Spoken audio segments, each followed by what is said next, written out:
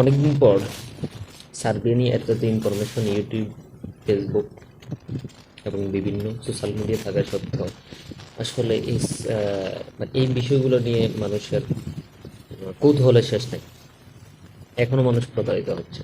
তো বেশ কিছু প্রতারিত হওয়ার ডকুমেন্ট আমার কাছে আসার পর আমি চিন্তা করলাম, আমি অতীতেও একটা পোস্ট লিখছিলাম সার্বিয়া নিয়ে। তো চিন্তা করলাম যে এটা নিয়ে একটু বিশদ আলোচনা করি। আজকে সার্বিয়া নিয়ে একেবারে A to Z, শুরু থেকে ভিসা প্রাপ্তি পর্যন্ত প্রত্যেকটা ধাপ সংক্ষিপ্ত আকারে আমি আইডিয়া দেওয়ার চেষ্টা করব। আশা করি আপনাদের খুবই খুবই খুবই গুরুত্বপূর্ণ এবং আপনারা অনেক বেশি উপকৃত হবেন।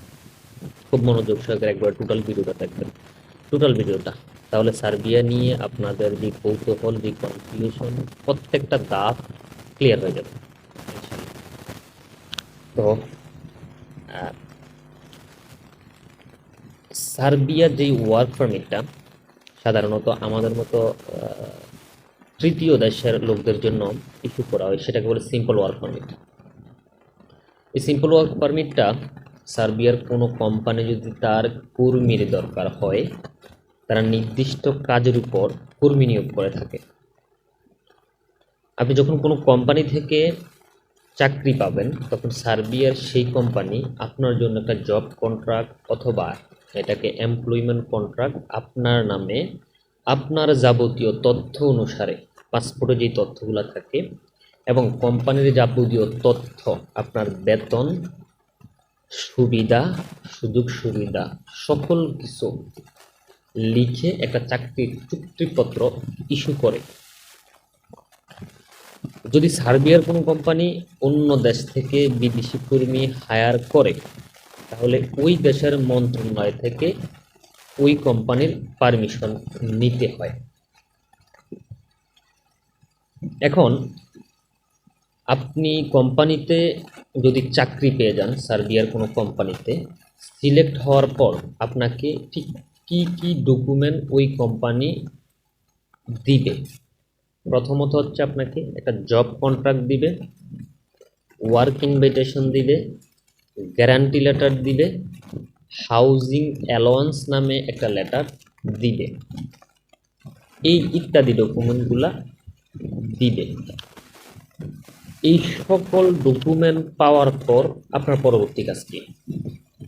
এই সমস্ত ডকুমেন্টগুলো পাওয়ার পর আপনার পরবর্তী কাজ হচ্ছে আপনাকে ইন্স্যুরেন্স করা, যেটাকে 30,000 ইউরো সমমানের একটা ইন্স্যুরেন্স করা, বুকিং এয়ার টিকিট করা, ব্যাংক স্টেটমেন্ট যদি দরকার হয় দিলে ভালো, অনেক এটা দরকার নেই, বাট দিলে অনেক বেশি সাপোর্টিভ ডকুমেন্ট, এবং অনলাইনে আবেদন যে করবেন ওইটার ফিটাকে রেডি করা।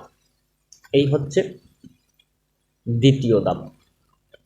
এই সকল ডকুমেন্ট পাওয়ার পর আপনি আপনার দেশে যে সার্বিয়ার এম্বাসি আছে ওখানে, অথবা আপনার নিকটস্থ যে দেশে সার্বিয়ার দূতাবাস রয়েছে ওখানে অনলাইনের মাধ্যমে প্রথমে আপনার আবেদনটা সম্পূর্ণ করতে হবে। একটা বিষয়, যেহেতু বাংলাদেশে সার্বিয়ার এম্বাসি নাই, সেহেতু আপনি ইন্ডিয়া সার্বিয়ার এম্বাসি, দিল্লিতে যে সার্বিয়ার এম্বাসিটা রয়েছে ওখানে অনলাইনের মাধ্যমে ভিসাটা আবেদন সম্পূর্ণ করতে হবে। এর জন্য আপনাকে ইন্ডিয়া যেতে হবে না, আপনি বাংলাদেশে বসেই আপনার আবেদনটা অনলাইনে সম্পূর্ণ করতে পারবেন। এখন আসেন, ভিসা আবেদন যদি আপনার অ্যাপ্রুভ হয়, আপনি এজেন্সির মাধ্যমে ভিসাটা স্টিকার করে আনতে পারবেন। তখন ভিসা স্টিকারের জন্য আরেকটা ফি দিতে হবে। এই হচ্ছে আপনার ওয়ার্ক পারমিট পাওয়া থেকে শুরু করে অনলাইন পর্যন্ত। এখন আরেকটা বিষয় অনেকের মধ্যে কৌতূহল, পিপিজেড কোড চালু হওয়ার পর থেকে আসলে এই পিপিজেড কোডটা কি?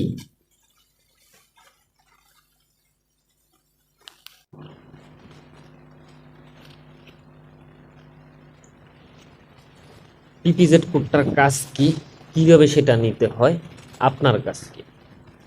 সংক্ষিপ্ত আকারে পিপিজেড হলো সার্বিয়া মন্ত্রণালয় থেকে একটা রেজিস্ট্রেশন নাম্বার, যেটাকে পিপিজেড কোড বলা হয়ে থাকে।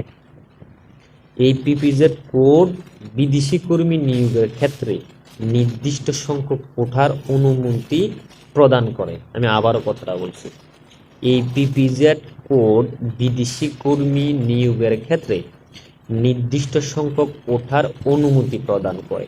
একটা উদাহরণের মাধ্যমে আমি বোঝাচ্ছি বিষয়টা। আসলে পিপিজেড কোডটার কাজটা কি? সার্বিয়ার কোনো কোম্পানির ধরেন 100 জন বিভিন্ন ক্যাটাগরিতে লোক লাগবে, তখন সার্বিয়ার ওই কোম্পানি তাদের মন্ত্রণালয়কে অনুরোধ পাঠাবে, আমার 100 জন লোক লাগবে, আমি এই লোকগুলা দেশে পাচ্ছি না, আমি বিদেশ থেকে হায়ার করব। তখন মন্ত্রণালয় যাচাই বাছাই করে উপযুক্ত হলে, তার সকল কিছু যাচাই বাছাই প্রক্রিয়ার মাধ্যমে উপযুক্ত মন্ত্রণালয়ের মনে হলে, ওই কোম্পানি 100 জন লোক হায়ার করার জন্য পিপিজেড অনুমোদন পাবে। এই যে 100 জনের জন্য যে পিপিজেড অনুমোদন পাবে, এর মানে হচ্ছে 100 জনেই হায়ার করতে পারবে। তখন কোম্পানি হায়ার করা শুরু করবে এবং তার পিপিজেড রেজিস্ট্রেশন অনুযায়ী এই পিপিজেড কোডটি আপনাকে দেওয়া হবে, যাতে আপনি ভিসা আবেদন করতে পারেন। যারা এই বিষয়ে অনলাইনগুলা করে থাকেন, তখন দেখবেন প্রথমেই যখন আপনি অনলাইন আবেদনের জন্য পোর্টালে প্রবেশ করবেন, তখন আপনার উপরে এমপ্লয়মেন্ট সিলেক্ট করার পরে নিচে একটা কোঠা আছে, এখানে বলবে যে পিপিজেড কোড দেওয়ার জন্য। ওই পিপিজেড কোড দিলেই আপনি পরবর্তী ধাপে যেতে পারবেন। এই পিপিজেড কোডটি আপনাকে দেওয়া হবে যাতে আপনি ভিসাটা আবেদন সম্পূর্ণ করতে পারবেন, কারণ পিপিজেড কোড ছাড়া আপনি ভিসা আবেদনের কোনোভাবেই সুযোগ নাই।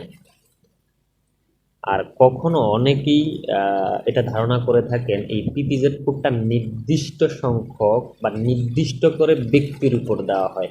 সাপোজ আমাকে কোনো কোম্পানি হায়ার করছে সার্বিয়া, তখন আমার উপরেই শুধু পিপিজেড কোড দিবেন না, এটা একটা সম্মিলিত রেজিস্ট্রেশন নাম্বার। সম্মিলিত একটা রেজিস্ট্রেশন নাম্বার কোম্পানিকে নির্দিষ্ট সংখ্যক কর্মী হায়ার করার জন্য অনুমতি দিয়ে একটা নাম্বার দিয়ে থাকে, রেজিস্ট্রেশন নাম্বার। এখন প্রশ্নে আসে আবার আরেকটা বিষয়, সার্বিয়া কি ভিসা ইস্যু করে নাকি আগের মতো স্টিকার ভিসা দিচ্ছে?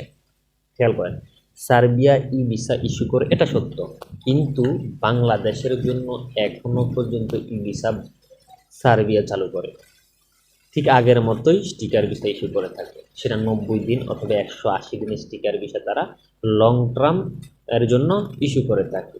যদি কেউ বলে থাকে অথবা যে বা যাহারা ই ভিসা পাইছেন, তাদের এই ই ভিসাগুলা কেউ বানিয়ে তাদের সাথে প্রতারণা করতেছে, একেবারেই ক্লিয়ার, একেবারে ক্লিয়ার, তাদের সাথে বাটপাড়ি প্রতারণা করতেছে। এই হচ্ছে বিষয়। ডকুমেন্ট পাওয়া এবং অনলাইন পিপিজেড কোর্স আবেদনের পর আপনার কি করণীয়?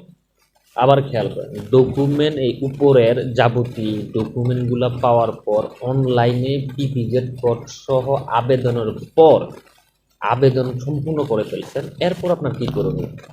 অনলাইন সাবমিশন সম্পূর্ণ হওয়ার পর আপনি যে কোম্পানি থেকে ডকুমেন্ট পেয়েছেন এবং পিপিজেড কোড ব্যবহার করে আবেদনটা সম্পূর্ণ করছেন, ওই সকল ডকুমেন্ট যাচাই বাছাই করবে, সাথে আপনি যে পিপিজেড কোড ব্যবহার করেছেন সেটা ওই কোম্পানির কিনা, এই সকল কিছু রিভিউ করার পর এমবাসি যদি সন্তুষ্ট হয় অথবা আপনার যে পিপিজেড কোড ব্যবহার করছেন আপনার সকল ডকুমেন্ট তথ্য সঠিক থাকে, আপনার আবেদনের অ্যাপ্রুভাল দিবে এমবাসি। আবেদন অ্যাপ্রুভ হলে পরবর্তীতে কি করুন? আবেদনটা আপনার অ্যাপ্রুভ হয়ে যায়। আবেদন অ্যাপ্রুভ হওয়ার পর আপনি আপনার সকল ডকুমেন্টের কপির সাথে এক কপি, সকল ডকুমেন্টের কপির সাথে মেইন পাসপোর্ট সহকারে ইন্ডিয়া সার্বিয়া দূতাবাসে অ্যাপয়েন্টমেন্টের মাধ্যমে ভিসাটি প্রদান করে ভিসা স্টিকারের জন্য আবেদন করবেন।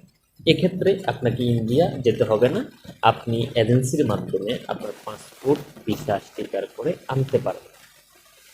এই হচ্ছে এটুদের একেবারে একটা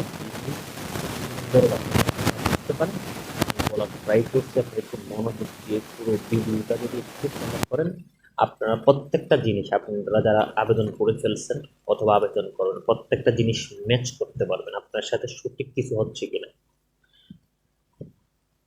আর উপরের এই তথ্যগুলো আমার কালেক্ট করতে, স্টাডি করতে অনেক শ্রম এবং সময় দুইটাই আমার ব্যয় হয়েছে। আশা করব আপনারা নিজেরা উপকৃত হবেন এবং আপনারা শেয়ার করবেন যাতে অন্যরা উপকৃত হয়। আমরা আসলে সবসময় আসলে উপকৃত হওয়ার পর কৃতজ্ঞতার জায়গাটা শেয়ার করি না।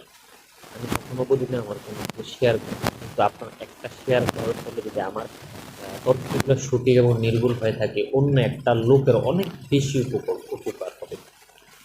আর আপনারা সবসময় টিম কেএলবি বাংলার সাথে থাকুন। আশা করি আপনারা অলওয়েজ এমন তথ্য সমৃদ্ধ নিউজ পাবেন ইনশাল্লাহ।